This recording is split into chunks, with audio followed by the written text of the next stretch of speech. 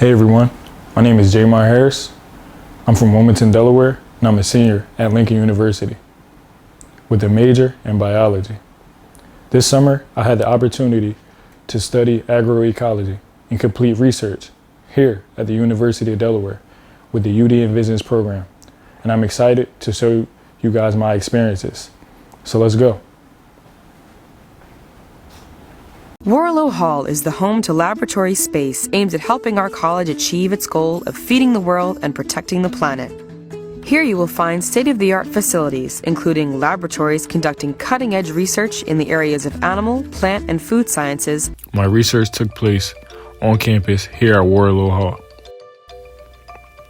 This summer, I worked with my mentor, Dr. Alex Huddell, who is also a new UD professor. Dr. Huddell has an extensive background in agroecology.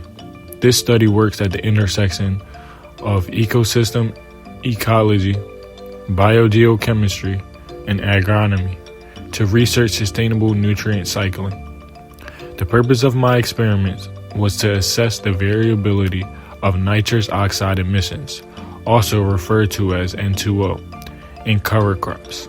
Nitrous oxide is an often overlooked greenhouse gas, but that doesn't stop it from being a significant contributor to global warming. In fact, the effects of nitrous oxide is more than 300 times more potent than that of carbon dioxide.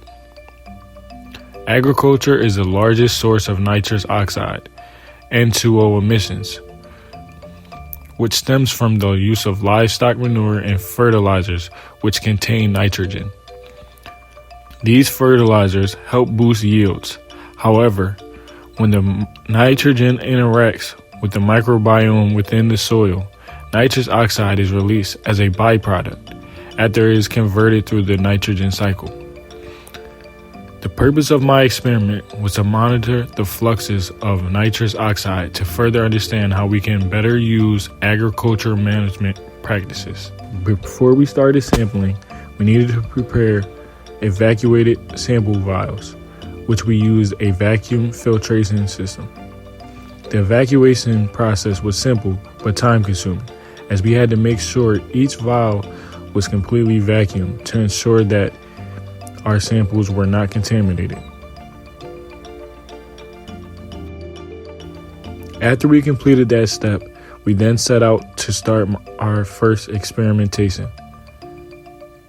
My team and I traveled to Georgetown, Delaware to utilize UD's Carvel Education Center and Research Farm. Here, we began to take 20 milliliter samples from each of the specifically plotted points, denoting the location, size, and the type of crop. To begin my research, we set out to take a variety of air emission samples from the soil. There are two main methods for emission sampling: manual and automated. The manual sampling method, also known as the static chamber method, uses closed chambers which are placed directly in the soil and capped off, which can be seen here. Once we collected our samples, it was time to head back to the lab and analyze.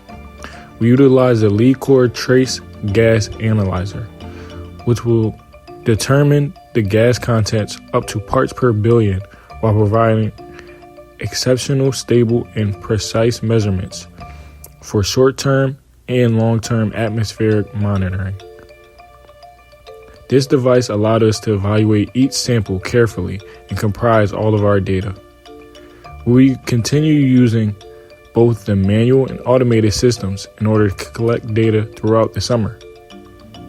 Lastly, we will dissect this data as we hope to find meaningful patterns and diagnose critical flux periods of nitrous oxide. Using this information, we will be able to further understand the complex issue of harmful agricultural emissions, and we'll be closer to reaching our main goal of strengthening the efficiency of nitrogen uptake in plants to combat against the destructive effects of global warming.